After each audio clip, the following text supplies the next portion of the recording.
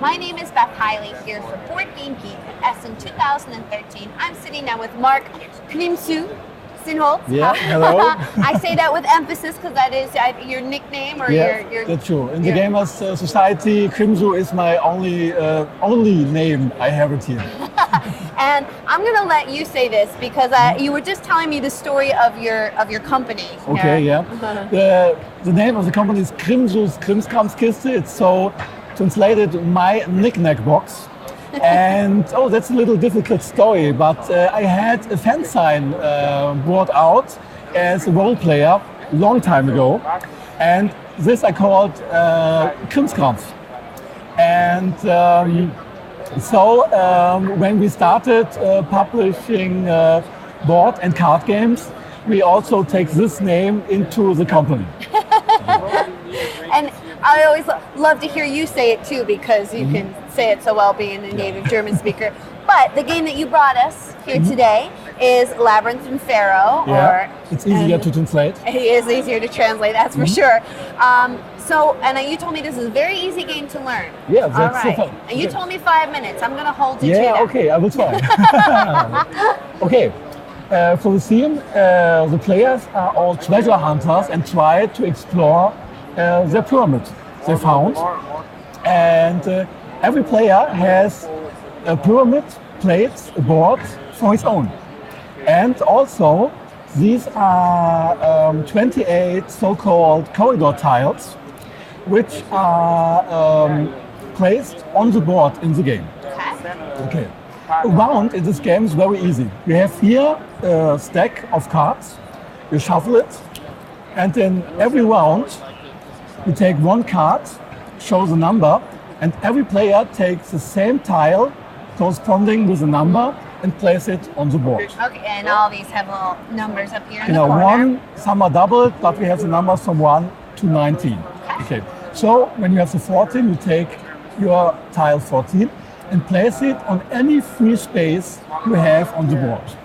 Also, you can arrange it like you want to do it. So the 14 doesn't have to be right side up? No, that's not it. Okay, so the main goal of the game is to create one very long corridor through your pyramid.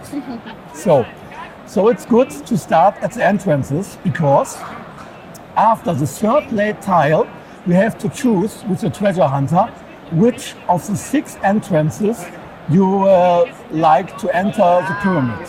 Okay. So it's very good for your nerves when you have a corridor starting there. When not, you have to build the corridor to your treasure hunter. Right. That's not so good. So that will be a good start for the beginning with 2 other tiles laid down.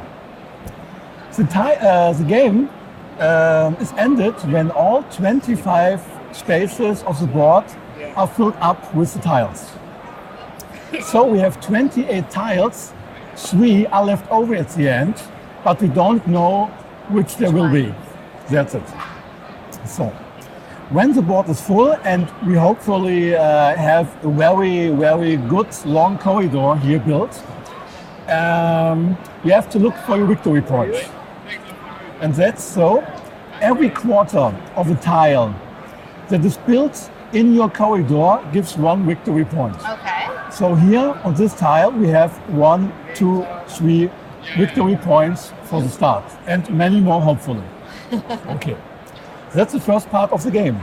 The second part, we have treasures, 12 treasures for each player, and they also come into the game. Every time you place a tile with a scarab on it, you can place in the current turn 1 treasure on each scarab on this tile. And it's your choice? It's your choice, because we have here on the tiles 26 scarabs and only 12. and you have only 12 treasure to place. So maybe you have this, you place here 2 treasures, maybe good, we will see. Continue. Okay, so these placed treasures are not bringing automatically victory points at the end. You have to fulfill 2 conditions. So, one condition is your little treasure chamber with the scarab and the treasure on it has to touch your corridor with at least one wall Okay. to get it counted at the end. So that's the first one. The second one is your little treasure chamber, always a quarter of such a tile with a scarab on it, has also been surrounded completely with 4 walls. Ah. Only if these 2 conditions are fulfilled, you will get, in this case, 1 victory point at the end for this treasure. And if we could get another wall in over here, well, I suppose that's assuming it ends up being next to our active corridor, though. Sorry? I guess it. So if we were able to put a wall. Yeah, that is no, just that's the a bad tile one. that's not. This one is better. Okay, it takes. And this if, one. and if Okay. we end up walking by this Yeah. with our explorer, then that would Yeah. also be worth the points. Oh, Yes? so this is. It's, So you bring your corridor through right. this, Yes. yeah, okay. So this is also counted. Okay, Sure, got it. But you can only place the treasures on the tile of the now playing round. Yeah, the most The recent most one. recent one. Okay, that's one. Okay. We have different treasures here. The blue are worth 1, the green 2 points, and the red one 3 victory points. And you are only allowed to play first the blue ones, then the green ones, and then the red ones. In the basic game. That's also good. At the end of the game, you look how many victory points you gain with your corridor. You look which of your treasures are counted and add the 2 victory points together. And the player with the most victory points wins the game. That's all in the basic game. That is a 5-minute game. Now, I Yeah. feel like there might be some more advanced rules. Yeah, maybe okay. here. And they're very easy at all because the game itself doesn't change this. Only in the professional game you can freely choose when to lay down one of your treasures, if it's the green, red, or blue one. Okay. Okay? You don't have to take first the blue and then the green, then the red one. And in the end of in the professional game, you also have 3 markers for the corridor.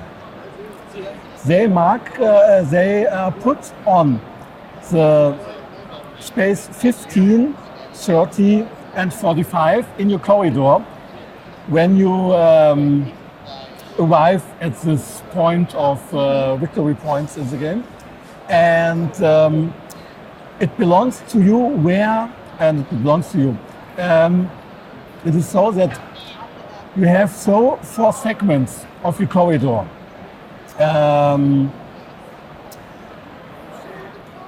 Marked with these markers. And for example, all treasures which are touching your corridor between the entrance and the white marker, you multiply with 1. Between the white and the gray marker in the corridor is multiplied with 2, with 3 and with 4. So the treasures which are found deeper in the pyramid are worth more.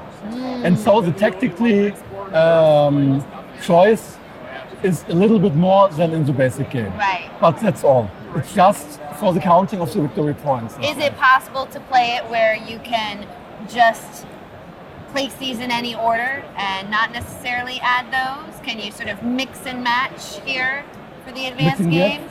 Yeah. Could you play where you still have to go in order, but you are placing the 3 pyramids?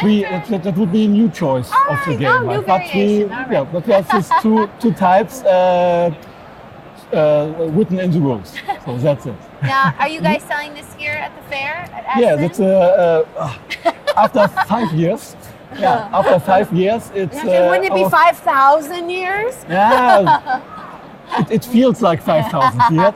It's our first new game after our first board game we bought in 2008. They are Robbers in the Woods. And so, yeah, we are really happy and proud to present it here at the Essen Game Fair.